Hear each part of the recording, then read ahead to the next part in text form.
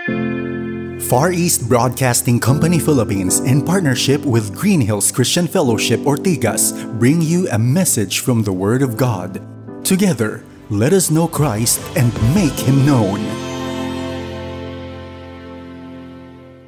How great thou art, the incommunicable attributes of God. At sisimulan natin today, in the first attribute that we will study, makapangyarihan, God's omnipotence. Meaning to say, God being an all-powerful God.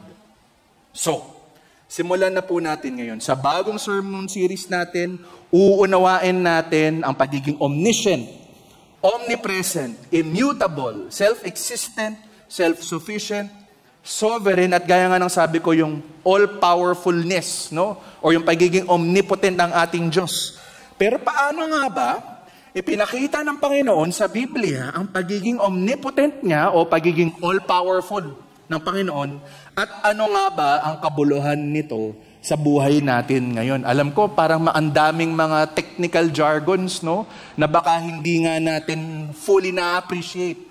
But let the church now be the one to inform you about who God is based on the Bible. So, ang gagawin po natin dito ngayon is sort of like a Bible study kasi meron po tayong Jeremiah chapter 32 na aaralin, pero gusto ko na may opportunity po tayong lahat na ma-appreciate yung iba't ibang parts ng Bible kasi makikita natin dito consistent from Old Testament to New Testament na totoong pinakamagaling ang Diyos natin. Ngayon, ang tanong, now that we are aware of that, ano yung resulta nun sa buhay natin? Sa loved ones natin, sa church natin, at sa mundo. So that's our goal for this afternoon. Unang-una sa lahat, ang una nating matututunan in verse 17 is this. Paano omnipotent ang Diyos natin? Unang-una, omnipotent ang Diyos bilang tagapaglikha. Balikan po natin yung verse natin. In verse 17, sabi dyan, Lord God, it is you who have made the heavens and the earth. By your great power and by your outstretched arm, nothing is too hard for you. So yung aral po na mapupulot po natin dyan ay tatlo, no, na gusto ko pong i-communicate sa atin ngayong hapon. Unang-una sa lahat, ang kapangyarihan ng Diyos ay masasaksihan sa pamamagitan ng kanyang mga nilikha. No? And we have a number of Bible references dyan na iisa-isahin natin. Pero para ma-appreciate po natin muna yung kwento sa Jeremiah, in verse 17, ang nangyari kasi dito, ganito. In chapter 32, si Jeremiah, may nakuha siyang lupain in the promised land. And so, praise item yun eh. Oh, wow, thank God. Kaya siya, in verse 17, napapraise siya. Wow, God, thank you. You are creator of the universe. I thank you, napakagaling mo. May powerful ka nga. Nothing is too hard for you. Pero may kwento, yung prayer of thanksgiving ni Jeremiah, kung bakit siya napa-thank you, na nakuha niya yung lupain na nabili niya. Ganito kasi yan. If you notice in the first parts of the book of Jeremiah, ang dami dyan, content niyan is judgment. Judgment kasi nga nagkasala ang Israel. They were starting to worship other gods. They were believing in other forms of religion at dahan-dahang nawala si Yahweh sa buhay nila bilang Israelites na itinakda ng Panginoon na maging pinagpalang nation, no? The blessed people, chosen race of God. So, dahil doon, may judgment tuloy sa kanila ang Panginoon. And it was Jeremiah who received that judgment na mangyayari sa kanilang lahat. But, pagdating sa chapter 31 to 33, dahan-dahang nag-iiba yung tema. Nagiging positive na. Because, dahan-dahan ding in-explain ng Diyos, including in chapter 29, na ire-rescue niya ang kanyang mga anak. He will bring them out of the captivity that God will send them to, and He will make sure na makakabalik sila sa lupang pinangako ng Diyos. Gagawin muli ng Panginoon yon para sa kanila. No? Nangyari na to noon, nung nasa Egypt sila. And they were under the captivity of the Egyptians, under Pharaoh. And in this case, ire-rescue na naman sila ng Lord. This is important kasi from Exodus all the way to the time of Jeremiah, makikita natin na napakagaling nga ng Panginoon bilang tagapaglikha niya, in such that if you are an Israelite at that time, mapapaisip ka na, Lord, pang ilang consequence na to sa amin, sa mga pagsasala namin sa iyo. Thank you. Kasi narinig ko si Jeremiah. At sinabi mo sa kanya, may judgment dahil sa sin namin. Pero ifo-forgive mo rin pala kami kung susunod na kami sa iyo. That's the key. And that's the same message that God has for all of us today.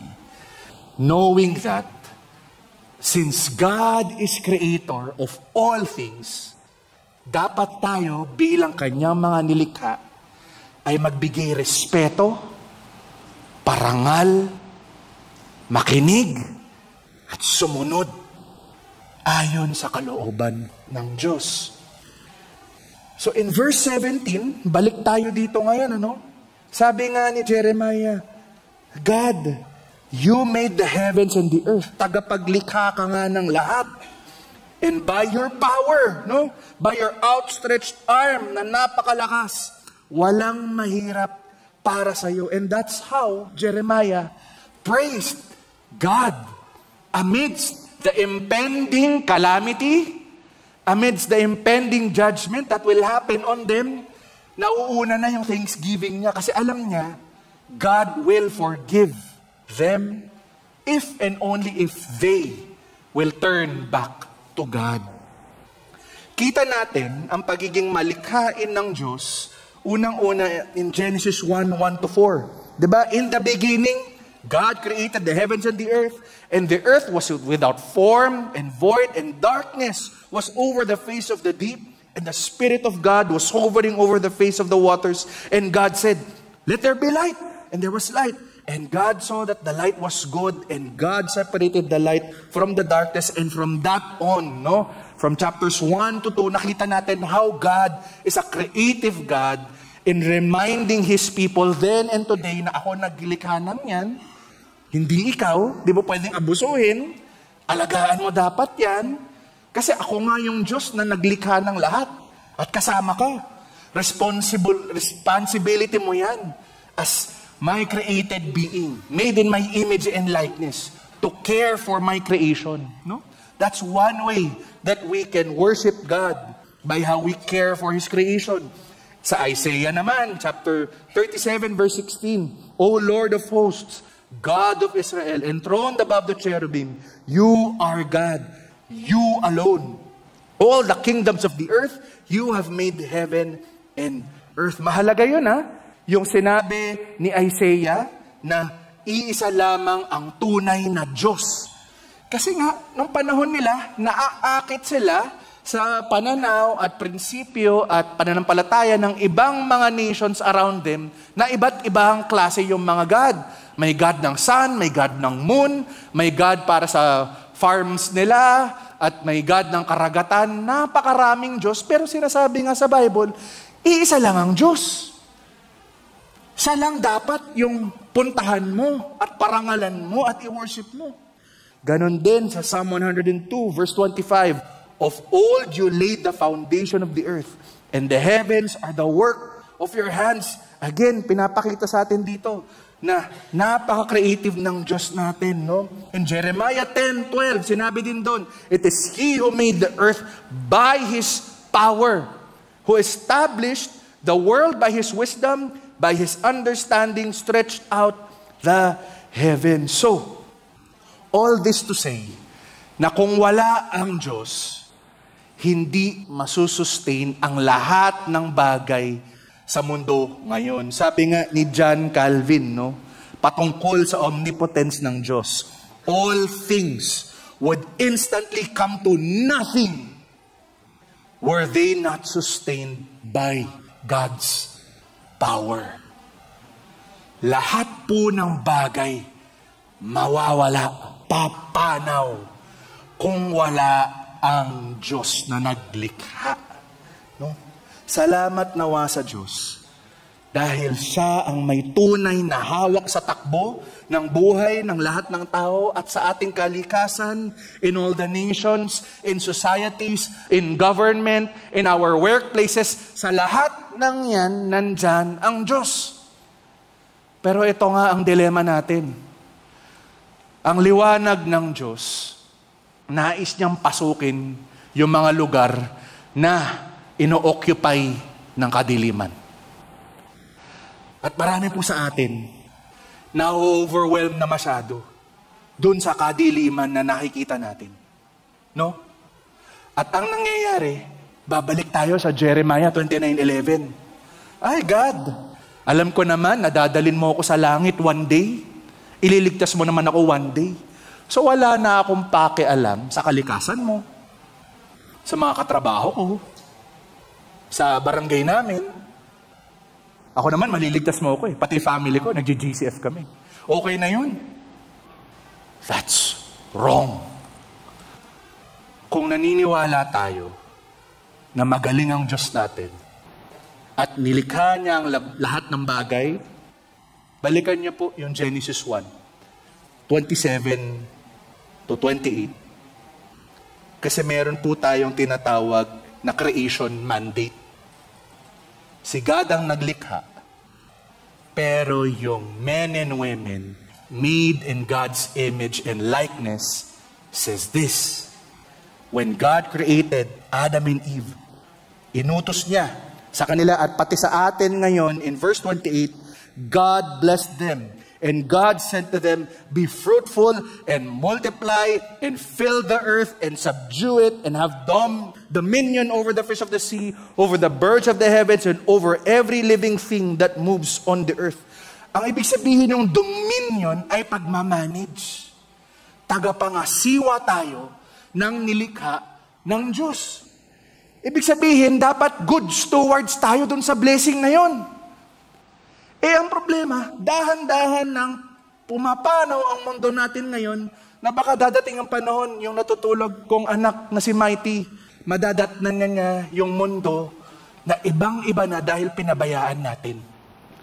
Yung mga barangay natin, yung kalikasan natin, yung mga paaralan natin, at yung mga trabaho natin, if we don't do our part in recognizing our God being the creator of all things, and if we forget what God wants for us to do, to be good stewards and to worship Him through the stewardship of God's blessing in creation, then the next generation will point back to us and they will tell us, Mommy, Daddy, bakit niya pinabayaan yung world na blinness ng Lord para sa lahat ng tao?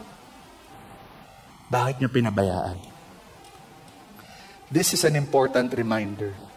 Salamat nawa, paalala ito na dapat maging humble tayo because God has created all of us and He expects us, His created beings, to follow what He tells us to do.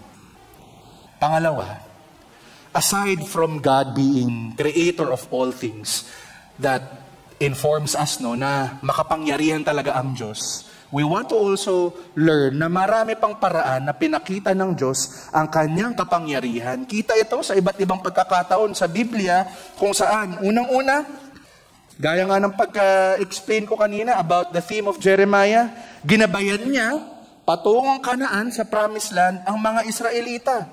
And we see that in verse 37 ng ating chapter, no? Behold, I will gather them from all the countries to which I drove them in my anger and my wrath and in great indignation. I will bring them back to this place and I will make them dwell in safely. So, ang Panginoon, yung naging faithful nga sa pangako niya na ibabalik niya sa kanya sa Promised Land at ifo-forgive niya yung kasalanan ng Israel so that they would come back to the purpose and the design and the place that God wanted them to have. Pangalawa, binigyan din niya ng anak ang mag-asawang hindi magkaanak-anak, and we see that in Genesis 18:10-14. So aside from God saving Israel and bringing them back to the promised land and forgiving them, kita rin natin na malakas at makapangyarihan ng Diyos because yung mga baog, binigyan ng power ng Diyos na magkaroon sila ng anak. And in this story, alam natin ito, the Lord said in Genesis 18:10-14, I will surely return to you about this time next year, and Sarah, your wife, shall have a son. And later on, makikita nga natin dito sa kwento na Sarah was listening, habang kausap ng Panginoon si Abraham.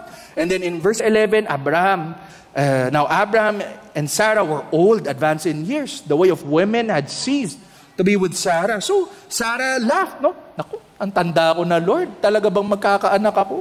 Parang di naman nata mangyayari yan. And then later on, the Lord said to Abraham, tumatawa yung misis mo. Parang hindi yata naniniwala. Shall I indeed bear a child now that I am old? Sabi niya, is anything too hard for the Lord?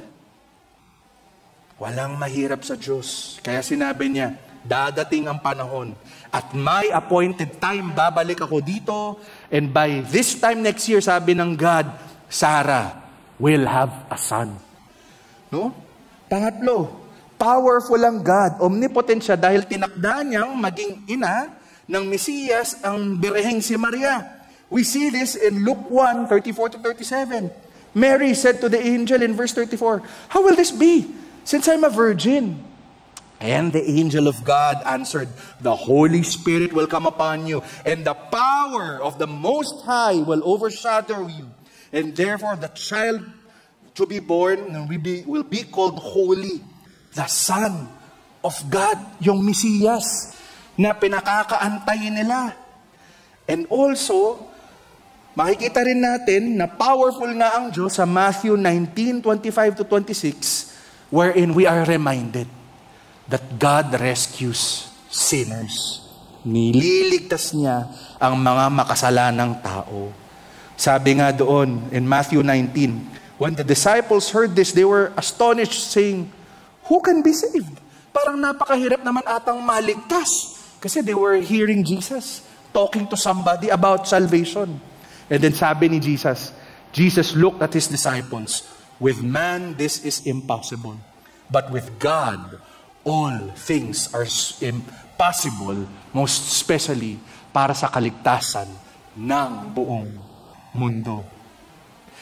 Ngayon, baka may dilema po tayo kasi baka may ilan sa atin na nakikita nga na magaling ang Lord, pero minsan napapatanong tayo, kung magaling ang Lord, bakit parang meron pa rin kasamaan para sa mga Kristiyano na na-experience nila yung trials, yung tribulations? Di ba, ang galing nga ni God, creator of all things.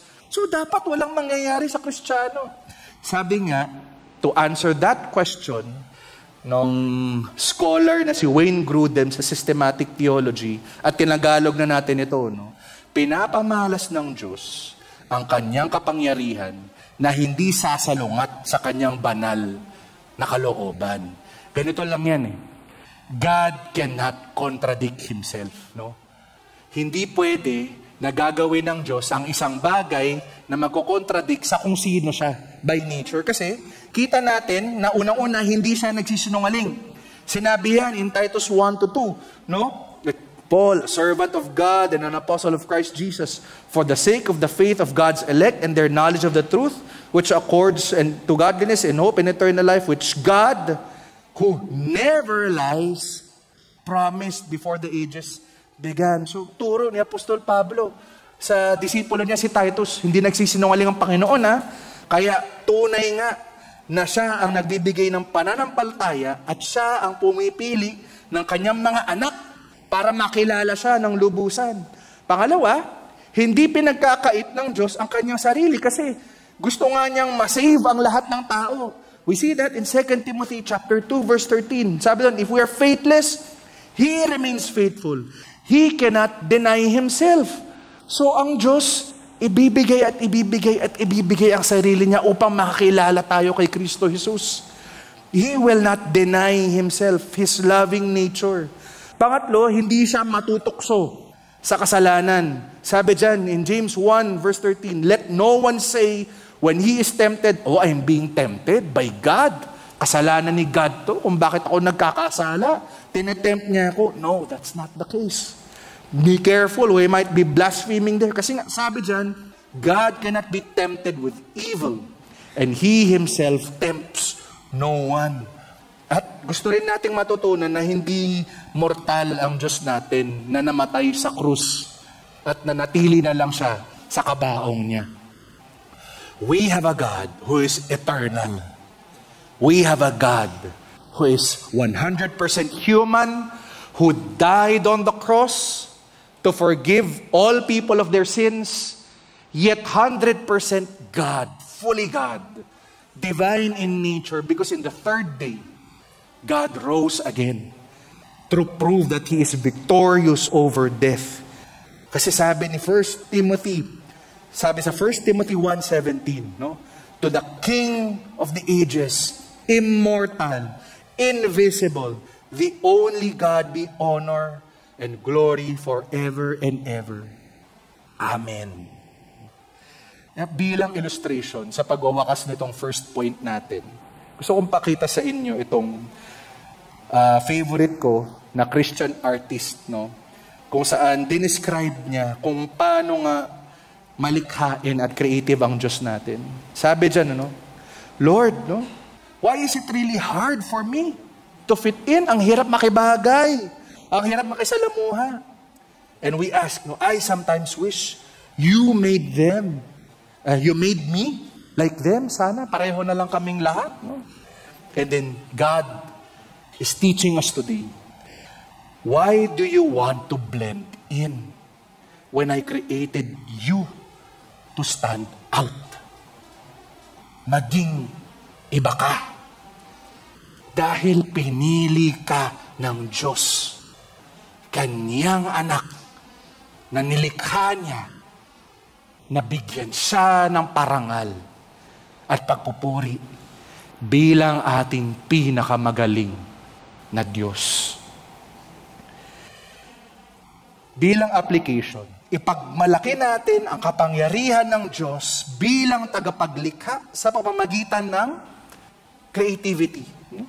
Purihin natin ang Diyos sa husay ng ating paglilikha. Alam natin yan in Colossians 3:17. Sa lahat daw ng ginagawa natin, sabi ni Apostol Pablo, sa mga Colossian believers, we do our best to give God the glory, to give Him honor, to be excellent in everything that we do. Kaya nga, sabi rin ni Dr. Melba Magay, the Lord has eyes for beauty, for grand gestures of creative adoration.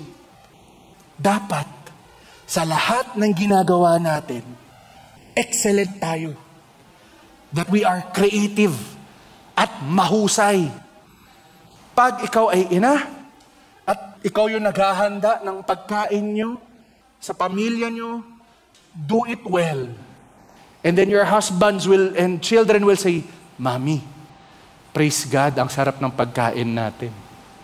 The family all of a sudden sees the good work that you did. And they thank God for you. No, ganon kasimpleng bagay when we are creative and excellent in everything that we do, whether that's art or song, in our work, in our studies, in all areas of life. When we show the creativity of God, when we are excellent at pag mahusay po tayo, we are able to proclaim the greatness of the Lord. Pangalawa, omnipotent ang Diyos bilang mapagmahal na Ama. Kita po natin yan in verses 18 to 19. Sabi doon sa prayer ni Jeremiah, God, you show steadfast love to thousands, but you repay the guilt of fathers to their children after them. O great and mighty God, whose name is the Lord of hosts, great in counsel, mighty in deed, whose eyes are open to all the ways of the children of man. rewarding each one according to his ways and according to the fruit of his deeds. Ang lesson dyan ay simple lang, no? Pinamamalas ng Diyos ang kanyang kapangyarihan sa pamamagitan ng kanyang katarungan laban sa kasamaan. No? Oftentimes kasi, again, positive tayo masyado sa Bible na, oh, God is love. God is good. Nakakalimutan natin, yung love at goodness na yun includes judgment against sin. Kaya mahalaga na sa prayer ni Jeremiah, nakahalo doon. Steadfast ang love ni God. Pero, God repays the guilt of the fathers to their children after them. Ganon kagaling ang Diyos na hindi niya ipapalusot ang kasalanan ng isang tao. Dahil kung ang sumusunod sa Kanya ay hindi magiging tapat, yung consequences ng mga desisyon natin, whether we like it or not, posibleng maipasa natin yun sa mga anak natin. Ganito lang yan. Ang isang lasenggo na ama, nauubusin ang pera ng kanyang pamilya, unang-una, praktikal lang. Walang ipon, walang maipapasang pera sa anak. Pangalawa, dahil walang maipon at walang maibigay sa mga pangangailangan sa anak, yung anak discouraged mag-aral, yung anak hindi motivated na sundin yung nanay at tatay niya. Bakit? Sundin ko tatay ko? Lasinggero? Hindi, gagawin ko na lang kung anong gusto ko. It is those simple things that people tend to forget become the generational sin that we say amongst the families. No? Practical lang ang usapin. Hindi necessarily spiritual yung bandage, no? Pero practical lang. Kung meron tayong ganong setup sa pamilya natin, and if we are not able to truly follow God in all areas of life, then trust me, gagawin at gagawin lang ng next generation yung mga bagay na pinapakita natin sa kanila. Because they will follow our example. Kahit nasabihin natin, huwag mong gawin yan ha, mali yan. Hindi pa rin eh. Madaling sabihin. Pero yung mas impactful? Yung nakikita sa ugali. Yung consistent. Yun yung tumatatak sa bata. I see that because I know, as a father, some of the bad habits I know, kuha na ng dalawa kong anak. And I need to admit that. But here's the good news. Yes, there's judgment against sin for us grown-ups who don't take our job seriously. But when we as fathers and mothers, aunts and uncles, grown-ups fail, we have a good Father who loves our children more than we love our children. And it is my prayer na kahit napakasama natin po minsan, kahit na Christian na tayo, that the good Father will be the one to preserve our children from our own wrongdoings. And we see that in Scripture. Sabi nga doon, God sees the ways of the children of man. And when the children of man is whether good or bad, may natural consequence. And also, may natural reward na mangyayari. We see that in verse 19. God rewards each one according to his ways, according to the fruit of his deeds. Kaya nga in Exodus 34:6-7, sabi dyan, the Lord passed before him and proclaimed, the Lord, a God merciful and gracious, slow to anger, abounding in steadfast love and faithfulness. In verse 7, keeping steadfast love for thousands, forgiving iniquity and transgression and sin, but who will by no means clear the guilty, visiting the iniquity or the sins of the fathers and the children's children to the third and fourth generation. Napaka seryosong paalala. God is love, yes. But when we sin, the consequence is so great. Sa apo ng apo natin, mararanasan nila yung consequence ng sin na yan. If we don't do well now and repent and follow God. Job 10:14, sabi din, if I sin, you watch me and do not acquit me of my iniquity. Hindi makakalusot ang tao sa kasalanan niya. Maybe in this lifetime, some will get away with their sin. But when judgment comes, God knows who's His and who are not His. Because those who are His obey a loving God. Sabi nga ng Treasuring Christ sa libro ng Jeremiah, tungkol sa kasalanan ng mga tao noon at ngayon, do not be afraid of the consequences of obeying God's word. Instead, we are to trust His heart, to obey His commands, and entrust the consequences with Him. A sure and terrible disaster awaits those who keep on neglecting to listen and obey the voice of God. Oh, how prone we all are to listen, believe, and obey human voices that we hear every day. And we neglect the one voice that really matters, the Word of God. Mag-ingat po tayo sa judgment ng God, sa katarungan niya laban sa kasamaan. Yung second point po natin, ngayon na mas na-unpack natin yung love ng God in terms of how He judges people righteously, kita naman natin din, dahil sa makapangyarihang pag-ibig ng Diyos, maaaring makamit ang tunay at panghabang buhay na hustisya dahil ngayon kay Kristo Jesus. Thanks be to God. Hindi natapos sa Old Testament ang kwento.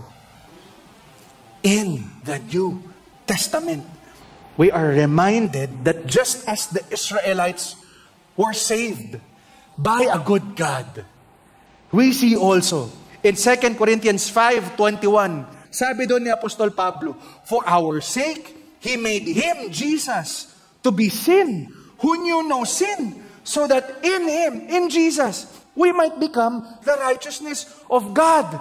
Wala tayong kakayahan na iligtas ang ating sarili. Kaya sinabi ng Ama, yung kasalanan ng mundo, ibibigay ko sa anak ko at ibapako siya sa krus para maligtas ang lahat. Kasi kung ikaw lang, hindi mo kaya. Hindi mo kayang iligtas ang sarili mo. Pero yung anak ko, maniwala ka, kaya niya. Yun yung message ni Apostol Pablo in 2 Corinthians 5:21. Another reason to believe in the good news that a loving God saves, Romans 8:3. For God has done what the law, weakened by the flesh, could not do. By sending His own Son, Jesus, in the likeness of sinful flesh, and for sin, He condemned sin in the flesh. Doon daw sa katawang tao ni Kristo, doon nga ipinakita na, o sige, matutuwa ang kaaway kasi tingin niya, nanalo siya. Namatay yung Mesiyas. Namatay si Son of God. Namatay si Jesus sa krus. Pero hanggang doon na lang yun.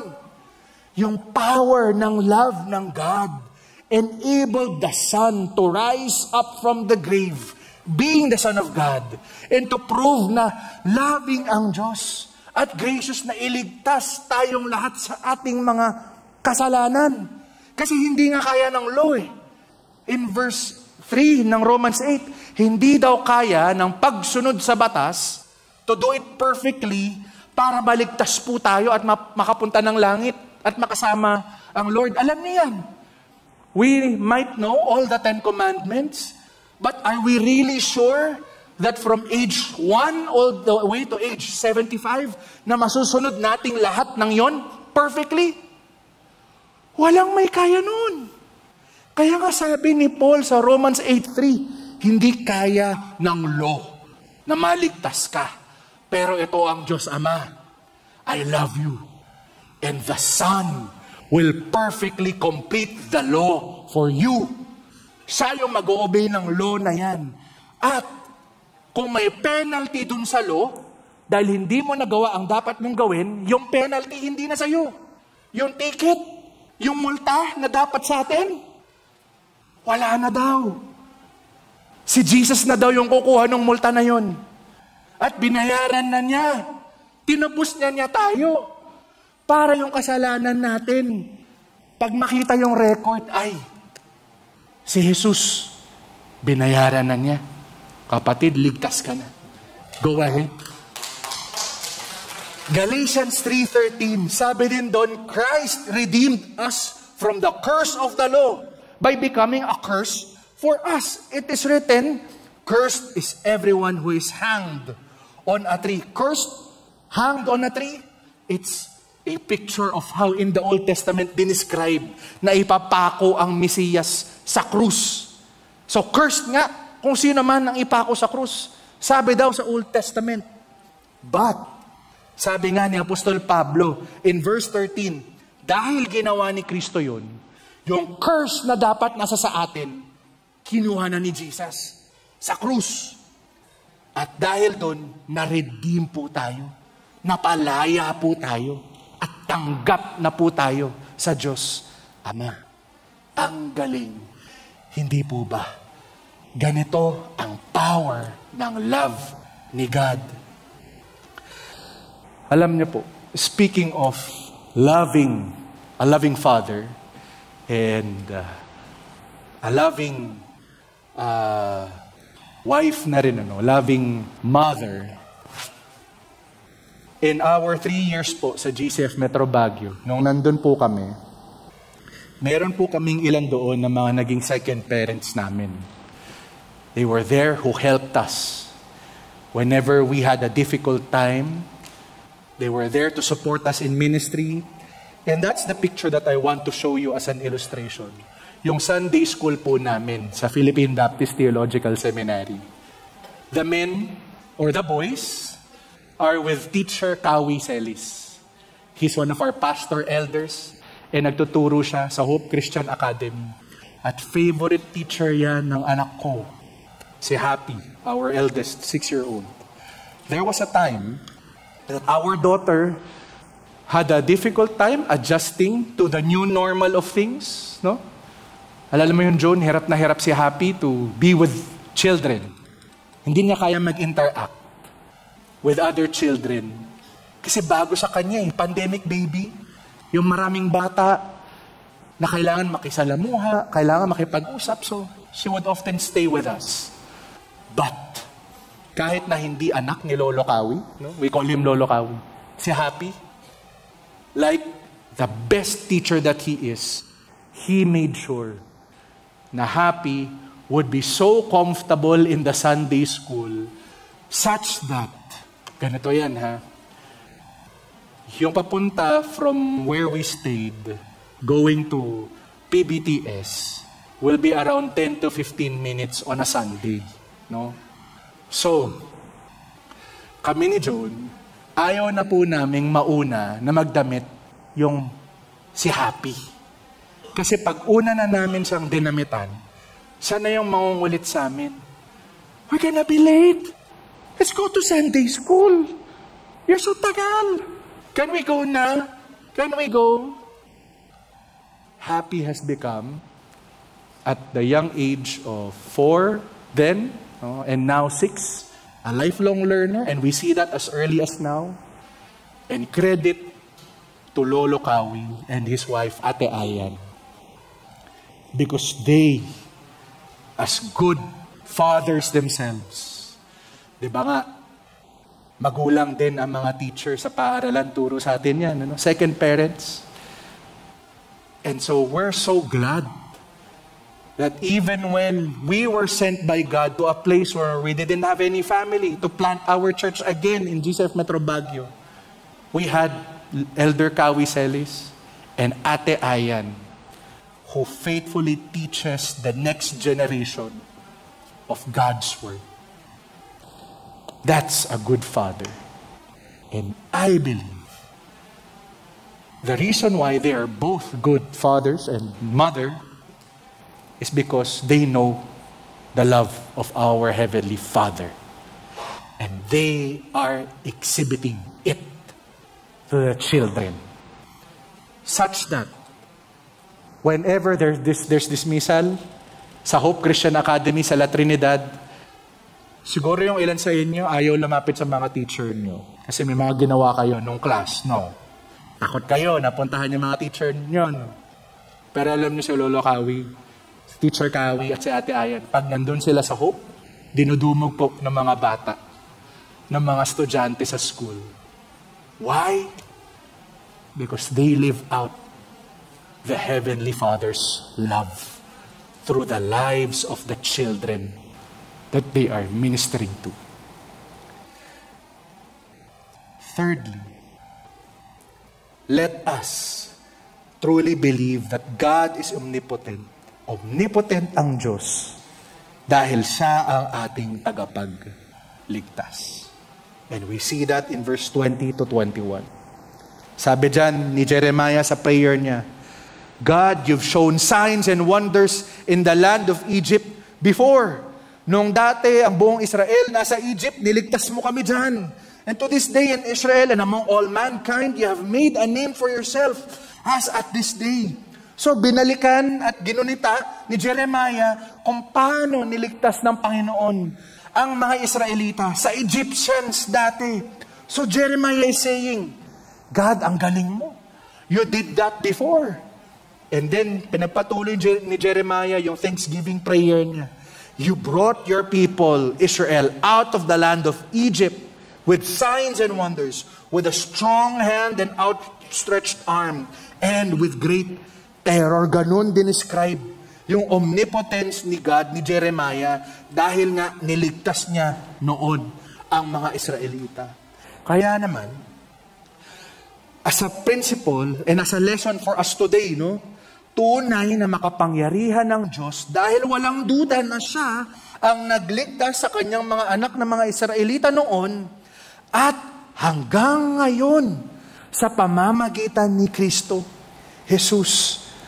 In Genesis 15:13 to 14, sabi nga doon ng Lord kay Abraham, know for certain that your offspring, they will be sojourners, no? Magiging alien yan sa iba't ibang mga lupain in a land that is not theirs. And they will be servants there. They will be afflicted for 400 years. But, verse 14, I will bring judgment on the nation that they serve. And afterward, they shall come out with great possession. Noon pa lang, sa Genesis, sinabi na ng Panginoon kay Abraham, mangyayari to, magkakasala ang mga tao, they will experience great tribulation under a people, and those are the Egyptians, but I will rescue them. Ililigtas ko sila. Exodus 6:6, yun din ang sabi.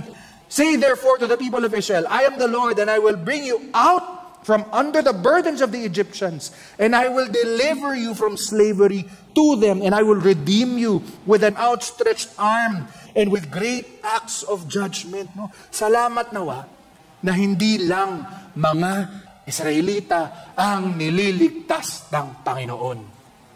Kasama po tayo sa mga nililigtas niya. Because we see that again in Ephesians chapter 1, verse 4 to 7.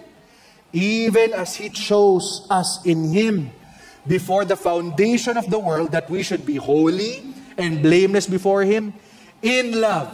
Ito ang ginawa ng God. Verse 5. He predestined us for adoption to Himself as sons through Jesus Christ, according to the purpose of His will, to the praise of His glorious grace, which He has blessed us in the Beloved.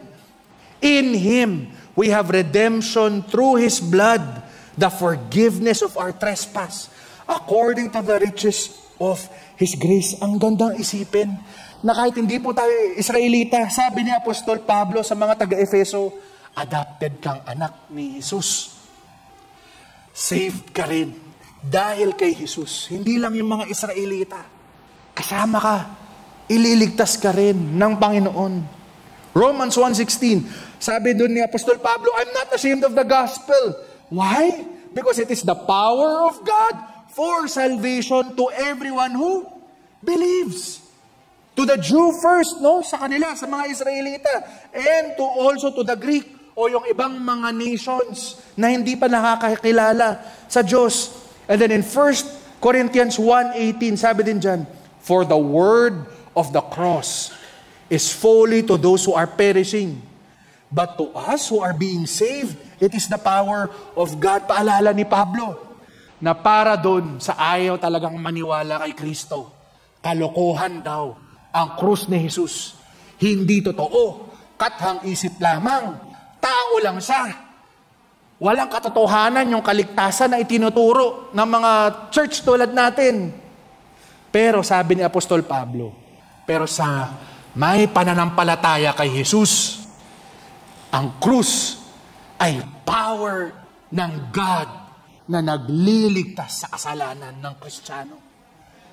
Amen nga ng tunay. As we're about to close, gusto ko ipakita sa inyo, baka hindi nyo lang mababasa, itong illustration na to, about a letter ng isang bata na nakita niya doon sa music center and school kung saan nakabili yung nanay niya ng isang instrument, no? And dyan sa letter na yan, yung owner ng Alegrio Music Center said this, no? I have decided, Mrs. Ruffin, to forgive the rent on the trumpet of your son. You do not have to pay me any more for the trumpet. It is yours to play. However, if Jack drops out of the band and stops playing the trumpet, will you return it to me so I can give it to some other deserving student? I have been through bad times like you. But remember, tough times never last. Tough people do. Maybe you can help some other students someday when times are better. Sincerely, James Jones, President and Founder, writing to Mrs. Ruffin. This is a picture of what a Christian is capable of doing when they have been saved by grace through faith in Christ Jesus. Minsan kasi, stuck na tayo na ang pagiging tapat na Christian is yung pag-share ng gospel in words, no? And naintindihan ko, mahirap gawin yon. It's not always easy to open up about your faith to others. But, if tunay nga na kinikilala mo ang Diyos, there are things that you will naturally do. Like forgiving the debt of someone. And then telling them, alam mo, naintindihan ko, lahat tayo nahihirapan. Tulong ko na lang to sa'yo. Kasi love ako ni Jesus at gusto kong malaman mo na love ka rin ni Jesus. Imagine if each of us will speak life to people that way. Imagine niyo na lang.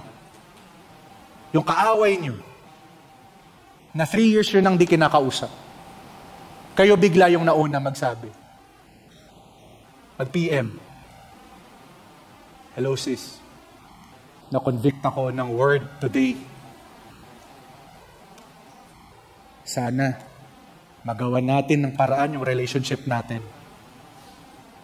Kung ano man yung nangyari, palapasin na natin. Let's try to forgive one another. Imagine how many families will start meeting in a complete family reunion. Imagine sons and daughters finally eating and smiling together again in the dinner tables. Imagine workplaces where hindi na lang politika para makaangat yung temperatura, pero nagbibigayan, may teamwork, may pakikiisa. Imagine, for the students here, when you start acting more kindly to those who are being rude to you, imagine a world of difference that will be. Sabi nga ni Christopher Wright sa sinulat niyang Mission of God, we need a holistic gospel because the world is in a holistic mess. Meaning to say, the gospel needs to be taught in words and also in life. The way we live, our action, attitude, and behavior. That the Bible verses that we tell people, that we hope they would learn about who Jesus is as tagapagligtas, would match the way we act and behave as godly men and women of faith. And that's what Christopher Wright is reminding us. A holistic gospel. Buo. Hindi lang pang simbahan lang, na Sunday lang ang pagiging Christian. Pero pang araw-araw. As we're about to draw to a close, to apply this section of the lesson, ipalaganap natin ang kapangyarihan ng Diyos bilang tagapagligtas sa pamamagitan ng unang-una, pagkukumbaba. Huwag tayong maging Diyos-Diyosan. Matakot tayo sa Lord. No? Huwag din po tayo yung maging power-hungry na tulad ng mga mayayabang, sakim, at hindi marunong magpakababa. No, matakot tayo sa Diyos. Maging humble tayo sa Kanya. And let's admit, God, I need you. And I need you to save me. Forgive me. I've been wrong all my life. Make my life better now. And I know that can only happen through Jesus. Mag-admit na po tayo. Pangalawa, sa pagiging saksi. Ikwento natin sa iba kung sino si Kristo. Ating tagapagligtas. Ayon sa kapangyarihang galing sa banal na Espiritu. Sabi nga sa Acts 1:8 yun eh. Sabi ni Jesus, but you will receive power when the Holy Spirit comes upon you. And you will be my witnesses in Jerusalem, in Judea, in Samaria, and to the rest of the world. Maging faithful kang saksi. Kaya mo yan dahil yung banal na Espiritu ay nasa sa iyo na. Can you imagine? The power of God that created the heavens and the earth. And the power of God that rose Jesus from the grave is with you. It's with us. It's in us. Isn't that such wonderful, good news? That a sinner like you and me, nasa sa atin ang kapangyarihan ng Diyos na itama ang direksyon ng buhay natin. At sa gayon, yung good news na gusto nating sabihin sa kaibigan, kaklase, pamilya, ay nagmamatch sa buhay na nakikita nila sa atin. Wow! Tunay nga ba, pinaghuhugutan mo ng lakas ang Diyos upang makita ng Diyos ang kanyang kagalingan at ang kanyang kaligtasan? At upang mapakita sa iba na pwede rin silang maligtas. Nawa ay hindi lang lumalim yung ating pagkaunawa sa mga katangian ng Diyos. No? Bagkus, isabuhay din natin dapat nang may takot ang kanyang pagiging makapangyarihan. Thanks be to God, Lord. Because as we now end our sermon, we now, like Jeremiah, pray to you with humility. Lord, kung meron dito ngayon na may pinagdadaan ng malaking kasalanan na hindi pa nila nakukumpisal sa inyo. At ito na po yung pagkakataon na nais nyong maramdaman po nila na ikaw ang kanilang tagapaglikha, that you made them in your image and likeness, and that you are showing them na mabuti po kayo at mapagmahal na Ama. At nais nyo po silang iligtas sa kanilang mga kasalanan through your Son Jesus Christ. May it be so now. And if this is you, pray this prayer with me. God, forgive nyo po ako sa aking mga kasalanan. I have been living my own life. Ang dami kong problema.